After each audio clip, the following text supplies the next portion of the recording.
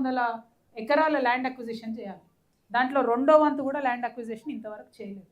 అంటే నేను బాజాప్తా చెప్తున్నా, ఇక రేపటి నుంచి బీఆర్ఎస్ వాళ్ళు నా మీద కంపనూరు వేసుకొని ఉడతారు. అయినా చెప్తున్నా, కాళేశ్వరంతో కామారెడ్డి జిల్లాలో ఒక్కటంటే ఒక్క ఎకరానికి కూడా నీళ్ళు రాలేదు. ఇంతవరకు కామారెడ్డికి రాలేదు, నిజామాబాద్లో కూడా ఎక్కడ నీళ్ళు రాలేదు. ఒకటే ఒక సీజన్కి ఏం చేసిర్రంటే హల్దీవాగు నుండి నీళ్లు తీసుకొచ్చి నిజాం సాగర్కి ఇచ్చిర్రు, ఒకటే ఒక సీజన్. ఆ తర్వాత 4 ఏళ్ళు నిండా వర్షాలు పడ్డాయి, దాని అవసరమే లేకుండా పోయింది. అంతే తప్పితే ఈ కాళేశ్వరం ప్రాజెక్టుతోని లాభం జరిగింది కామారెడ్డికి లేదు, నిజామాబాద్కి లేదు. ప్యాకేజ్ 21 నిజామాబాద్లో ఉంటుంది, 22 కామారెడ్డిలో ఉంటుంది. ఈ రెండింటికి మధ్యలో కొండం చెరువు అని ఒకటి ఉంటుంది. ఆ కొండం చెరువు లింక్ అన్నట్టు, నిజామాబాద్లో ఎత్తుకోసిన నీళ్ళు కొండం చెరువుకి వస్తే కొండం చెరువు నుంచి కామారెడ్డికి రావాలి. ఇప్పుడు ఈ కొండం చెరువు ఏం చేసిర్రు, ఒరిజినల్ కెపాసిటీ 3.5 TMC ఉండే, దాన్ని 0.8 TMC చేసిర్రు. అంటే అనుకున్న స్థాయిలో రావు. మరి కొండం చెరువు కెపాసిటీ 0.8 TMC చేసినప్పుడు ఇక్కడ ప్యాకేజ్ 22 1400 కోట్లు ఎందుకు ఉంటుంది? తగ్గాలి కదా, తగ్గదు అది మాత్రం. ఎందుకంటే కాంట్రాక్టర్లకు పైసలు పోవాలి కాబట్టి తగ్గదు. నేను తెలంగాణ ప్రజలకు తెలియజేసేది ఏంటంటే, నిజామాబాద్ కామారెడ్డి రెండింటికి కూడా కాళేశ్వరంతో ఒక్క చుక్క నీళ్ళు రాలేదు. ఈ 2 ప్యాకేజీలలో కూడా ఇప్పటివరకు ఖర్చు చేసింది కాంట్రాక్టర్లకు పోయింది తప్పితే ప్రజలకైతే లాభం జరిగింది లేదు.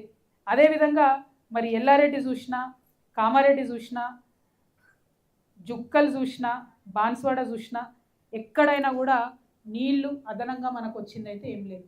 ఇవాళ జరగాల్సిందేంది, ఏదైతే మన నిజాం ఉన్నప్పుడు కట్టిండో, అప్పుడు ఉన్నటువంటి ఇంజనీరు నవాజ్ అలీ జంగ్ బహదూర్ ఏదైతే నిజాం సాగర్ ప్రాజెక్టు కట్టిండో, ఆయన అప్పుడు కట్టింది 30 TMCతోని 3 లక్షల ఎకరాలకు నీళ్ళు ఇవ్వాలని దాదాపు కట్టిరు. అది ఇప్పుడు మొత్తం కూడా మట్టి కూరుకపోయి ఉన్నది. తప్పకుండా కాంగ్రెస్ ప్రభుత్వం చేయాల్సినటువంటి పని ఏంటంటే అర్జెంటుగా మట్టి తీయాలి. తీస్తే కాళేశ్వరం కట్టడం ఆలస్యమైన, ఈ ప్యాకేజీల ఆలస్యమైన మొత్తం కామారెడ్డి జిల్లాకు కూడా సస్యశ్యామలం చేసుకునేటటువంటి ఆస్కారం ఉంటుంది. కాబట్టి దాన్ని తీయాలని అడుగుతున్నా. అట్లనే నిన్న నిజాం సాగర్ చూసి వచ్చినాం మేము. చాలా మంచి టూరిస్ట్ కేంద్రంగా ఉండే, ఇప్పుడు అక్కడ పశువులు మొత్తం మేసుడు తప్పితే ఉన్న పాత పార్కులన్నీ నాశనం చేసిర్రు, గెస్ట్ హౌస్లన్నీ నాశనం చేసిర్రు. మరి జుక్కల్ ఎమ్మెల్యే గారు, ఆయన నేను అప్పుడిప్పుడు చూసిన మీడియాలో, ఆయన జర చదువుకున్నాడు. మరి దాన్ని టూరిస్ట్ స్పాట్ లెక్క తయారు చేయడానికి జుక్కల్ ఎమ్మెల్యే గారు ప్రత్యేక శ్రద్ధ పెట్టినట్టయితే స్థానికులకు ఉద్యోగాలు వస్తాయి. అదేవిధంగా కొంత డెవలప్మెంట్ జరిగేటటువంటి ఆస్కారం ఉంటుందని కూడా నేను భావిస్తూ ఉన్నాను. ఇక మేము ట్రావెల్ చేసేటటువంటి క్రమంలో పత్తి రైతులు కలిసిండ్రు చాలామంది, వాళ్ళకి అనేకమైన ఇబ్బందులు ఉన్నాయి. ఈసారి మొంతా తుఫాన్తో మొత్తం పత్తి తడిచిపోయింది. అయితే ఈ టెంపరీగా ఈసారి ఉండే కష్టాలే కాకుండా ఎప్పుడైనా కామారెడ్డి జిల్లా పత్తి రైతులకు లాభం జరగాలంటే ఖచ్చితంగా జిన్నింగ్ మిల్ రావాలని అడుగుతూ ఉన్నారు. దాని మీద స్థానికంగా ఉండే నాయకులు దృష్టి పెట్టాలి. మనం కూడా జాగృతి నుండి ప్రత్యేకంగా జిన్నింగ్ మిల్ కోసం కార్యాచరణ తీసుకోవాలని చెప్పి మిమ్మల్ని తెలియజేస్తూ ఉన్నాను. అదేవిధంగా ఇక పోడు భూములు చాలా వందల వేల ఎకరాలు కూడా పోడు భూముల పట్టాలు పెండింగ్ ఉన్నాయి. దానికి సంబంధించి ఒక కార్యాచరణ ఖచ్చితంగా ఇక్కడ తీసుకోవాల్సిన అవసరం ఉంది.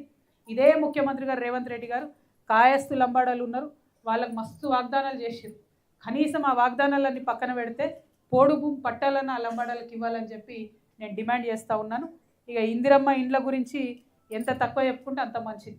ఎంత ఘోరం అంటే ఎంత దారుణమైన పరిస్థితి అంటే, వచ్చిన వాళ్ళకే ఇండ్లు ఉన్న వాళ్ళకే ఇచ్చిండ్రు, అది కూడా కాంగ్రెస్ కార్యకర్తలకే ఇచ్చుకున్నారు. ఎక్కడనో అడప ఒకరికో ఇద్దరికో ఇస్తే లంచం తీసుకున్నారు. సరే ఏదో ఒకటి కాలవడ ఇళ్ళన్న గట్టనిస్తారా అంటే, ఇప్పుడు ఉన్న ఇల్లు ఊలగొట్టుకుంటేనే ఇందిరమ్మ ఇల్లు ఇస్తామని చెప్తున్నారు. నిజంగా ఒక్క మాట ఆలోచించాలి. మనం ఉన్న ఇల్లు ఊలగొట్టుకుంటే ఏడ ఉండాలి? వాళ్ళు సిటీలో కావచ్చు, ఊర్లలో కావచ్చు, ఉన్న ఇల్లు కూలగొట్టుకుంటే ఎక్కడ పోయి ఉండాలి? మరి ఉన్న 2, 3, 4 నెలలకు రెంట్ కడతారా? ఊర్లలో ఇంకోళ్ళు కిరాయిలకు ఇస్తారా? ఇయర్ కదా. అవన్నీ ప్రాక్టికల్ పరిస్థితులు మనకు తెలిసినాయి. దానికి ఏదన్నా ఒక ఉపాయం దయచేసి ఎమ్మెల్యే స్థాయిలోనో, ఆ ఇందిరమ్మ కమిటీలు వేసిన దగ్గరనో ఆలోచన చేసి మంచి సొల్యూషన్ వెతకాలని చెప్పి నేను డిమాండ్ చేస్తూ ఉన్నాను.